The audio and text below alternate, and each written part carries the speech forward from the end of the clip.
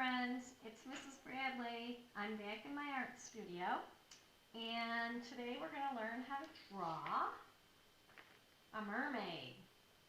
For my mermaid, I used permanent marker, I used my Crayola crayons, and my washable markers.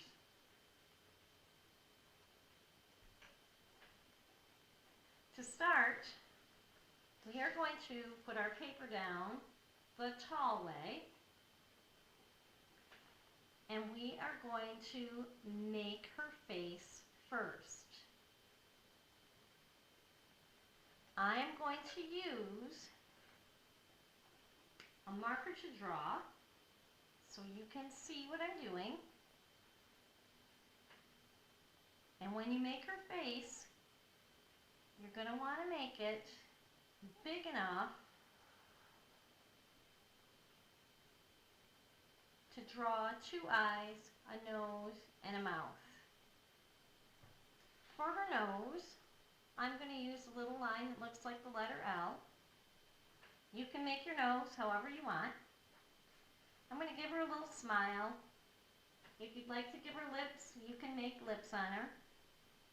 If you'd like to draw lips and you don't know how, you can draw two little hills on the top, and you can draw the letter U underneath. For her eyes, I'm going to draw a line and another line. I'm going to give her a few eyelashes, and I'm going to draw a small ear on the right hand side. So when I get done, I'm going to be able to see her ear, and it's going to look like her hair is behind her ear. Next, we're going to draw her neck. We're going to put a short line on the left hand side of her face. We're going to put a short line on the right hand side of her face. Next come her arms. We're going to give her a shoulder on the left side. We're going to give her a shoulder on the right hand side. And then we're going to come down. We'll do her right side first. And around. Now we're going to make the inside of her arm. See where the neckline is? We're going to go down here, and we're going to follow this line around. So I'm going to start here. That's her inside of her elbow, and then I'm going to kind of make it a little bit longer. I'm not going to make all of her fingers. If you'd like to make all of her fingers, you can. I'm just going to give her a thumb, and I'm going to touch the end of that line with another line. On the other side of our mermaid, I'm going to have her arm come down. I'm going to follow it around. I'm going to do the same thing. I'm going to make the top of her hand just with a little curved line. I'm not going to draw all of her fingers. If you would like to draw all of her fingers, you can. I'm going to give her a little pointy thumb, and then I'm going to connect the top of her hand to the inside of her thumb with a line. Now I'm going to make her top. I'm going to make a sweetheart neckline. I'm going to start at the end of this line, and I'm going to go over the hill and over the hill. I'm going to go back to the left side of my paper and draw a line going down. That would be the line to her waist. I'm going to add another line on this side and one when I get down to the bottom, I'm actually going to connect it. I know you're probably thinking about her hair, but we're going to do her hair last. Next, we're going to do her tail. Now I have about half of my paper left. I'm going to start at her waist and draw my line and bring it all the way around. I'm going to show you my picture. Start at her waist, draw my line, and bring it all the way around. Now I'm going to draw the back side of her fin, her tail. I'm going to go out a little bit, and then I'm going to follow it around, and I'm going to stop. I'm going to draw a diagonal line up on the left, and then I'm going to bring it back down so it looks like a point. Almost looks like a triangle. The next part I'm going to add are the little fins at the end of her tail. I'm going to make a curved line up, looks like a sideways hill, and I'm going to bring it down and make it touch the point of my triangle. I'm going to make a curved line up, and I'm going to bring it down to the other side of her tail. Now if you wanted to add more of these, you could add more of them to make her tail bigger. On my first drawing, I only have 2. On this drawing, I'm going to show you what I mean. You could add another one here. You could add another one behind that side of your tail. You could add another one over here. Totally up to you. Then I'm going to draw some lines. Give it some detail. I'm going to make scales on her fishtail. If you have a different idea to show the kind of detail that you have in your mind, make it your way because you are the artist. And now we're going to go back to the top, and I'm going to add her hair. I'm going to start right in the middle above her forehead, and I'm going to make a line that touches right at the top of her ear. I'm going to go back to the top of that line, and I'm going to come down again, and I'm going to make it touch the other side of her face. Now mermaids have long curly hair, straight hair. You can give your mermaid any kind of hair you want, but I'm going to give my mermaid lots of hair, and I'm going to make it touch her arm. I'm even going to draw a little line underneath her armpit to make it look like it's even fuller.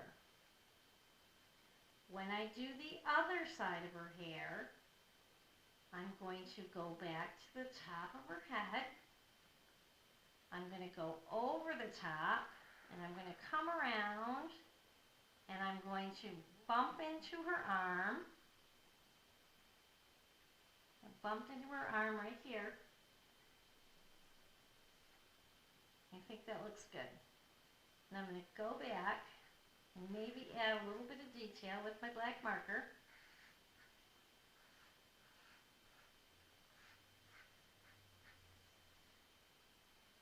And in my original drawing, I added some plants, I added a couple of fish.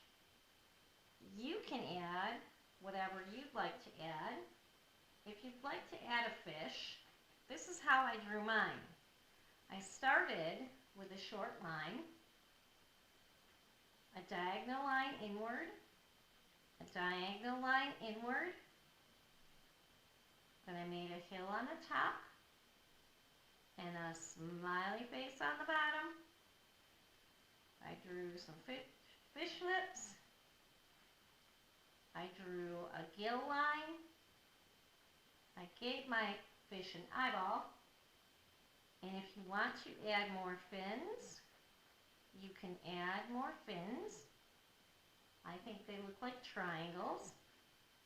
So I'm going to put a fish there, and maybe I have a fish going the opposite direction. So I'm going to start with a line, diagonal line inward, diagonal line inward, almost looks like a triangle.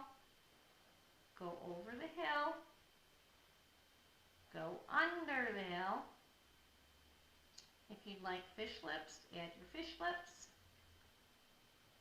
a gill line, an eyeball, and I'm going to add a couple more fins. I think I'm going to add a plant. All I did was draw a wavy line. I'm pretending that the water is swishing all around. It's making her hair float all around her head. All the plants are swaying underneath the surface of the water. I'll put one there, and I'll put a little one over here.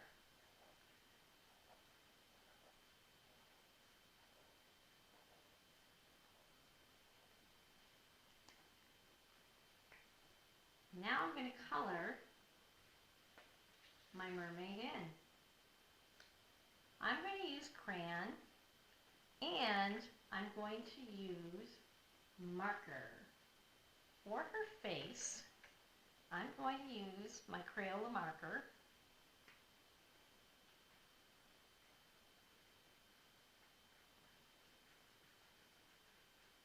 I know some of you girls like to give your drawings cheeks. If you want to give your mermaid cheeks, you can give your mermaid cheeks. I'll add cheeks to my girl in a minute.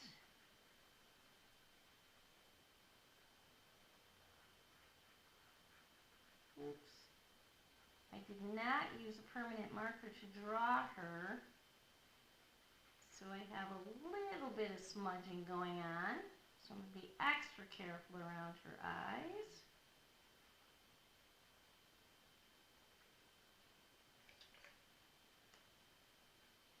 I'm going to shade in her lips. It's a nice pink. If you want to give her cheeks, you could give her little cheeks. I'm going to go back and color in her arms.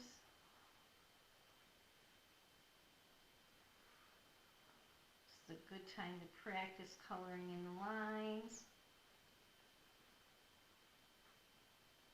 Her elbow. Now I'm going to go around the top of her top and get underneath her chin.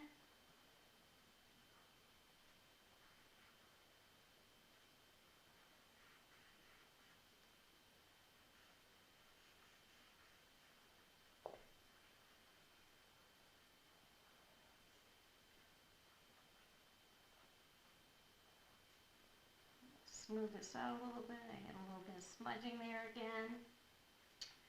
Now I'm going to use a crayon to color in her top. Oopsie, I thought this was pink, but apparently it's orange, but that's okay. Because on top of my crayon, I'm going to use my bright pink marker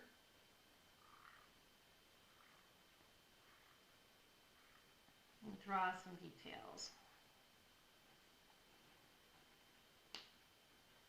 For her tail, I'm going to use a dark green crayon. I'm actually going to go above each one of my scale marks, and when I color my tail in, I'm going to use a light green crayon. I think I'll use a sea green since my mermaid lives in the sea. And I'm going to color that in.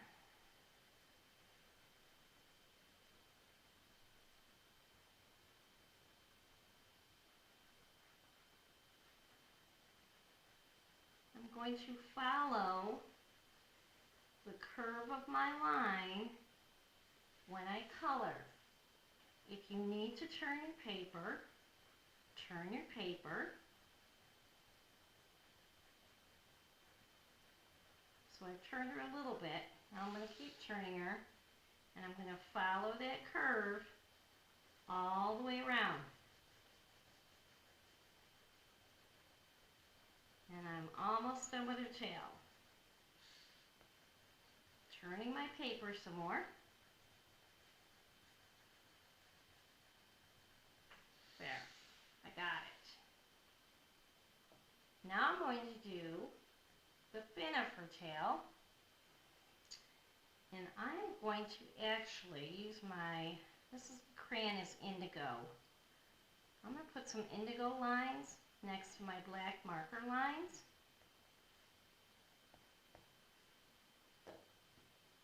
And then I'm going to color on top with a bright blue. This blue is called turquoise blue. On my original drawing, I used pink marker. So if you do more than one, you can test out different colors. You can try crayon on one and marker on another one. If you have paint, you can try paint. On Miss Bradley's project today, I'm using marker and crayon. And when an artist uses more than one thing to color, they call it multimedia. You know what? I forgot her little ear up here. Now I'm going to color in her hair. I'm going to get a brown crayon. And again, I'm going to follow the curve of my line so that I can color it in neatly.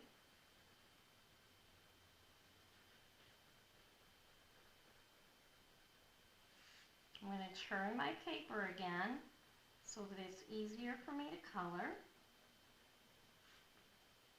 And if you follow the curve of your lines, it's going to make her hair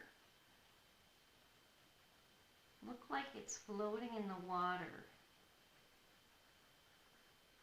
It will give it more dimension if you have some lighter spots and some darker spots. I'm going to get that little part right there underneath her arm.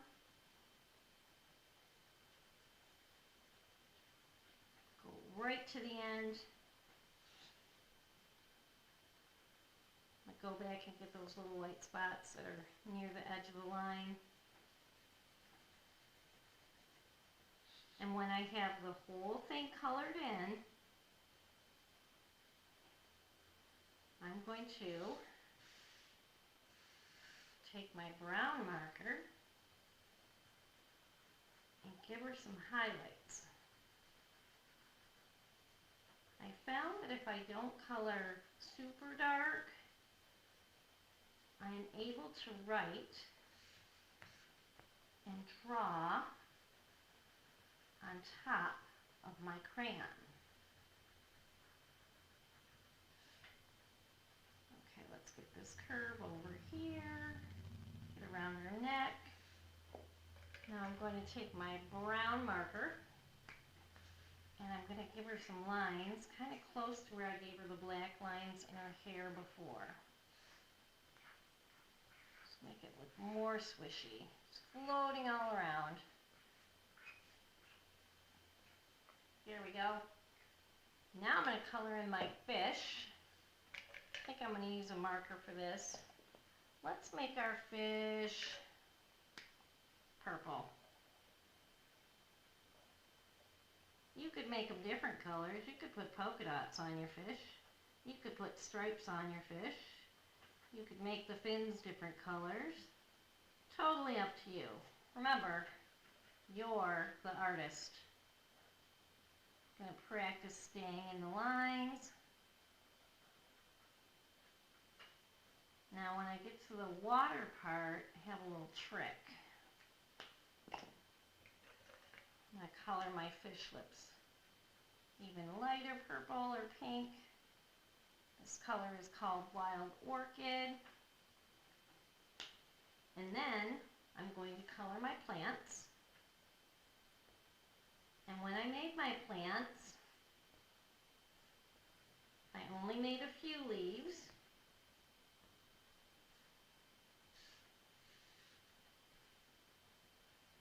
You could make coral. You could put sand on the bottom of your lake or your ocean. You could put a treasure chest. You could add whatever you wanted. Now, I'm going to color the water. At my house, I have broken crayons. Don't break your good crayons to do this. We talk about this in class all the time. I have a broken blue crayon. I'm going to put this blue crayon on its side and I'm going to push it around my paper to color the water.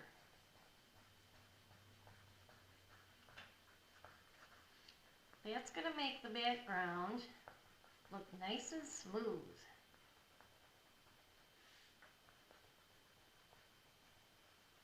It will also save you a little bit of time and it won't wear down the points on your nice crayons if you have new crayons at home.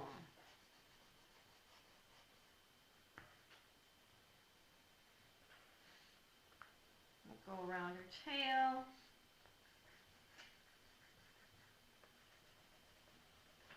And up the other side.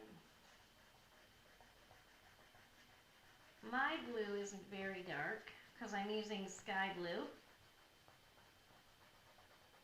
And I'm using a light color blue because I want my mermaid to pop off the paper. Almost done. I'm going to go around her head. And again, I'm turning my paper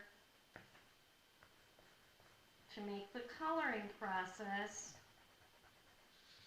easier and it looks neater when you get all the way done. It's kind of light over there. Let's add a little bit more. There we go.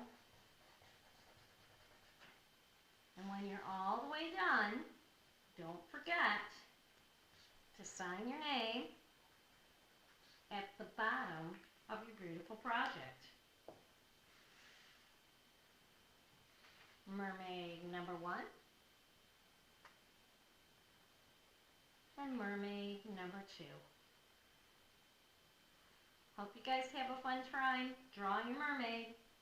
I'll see you next time. Bye!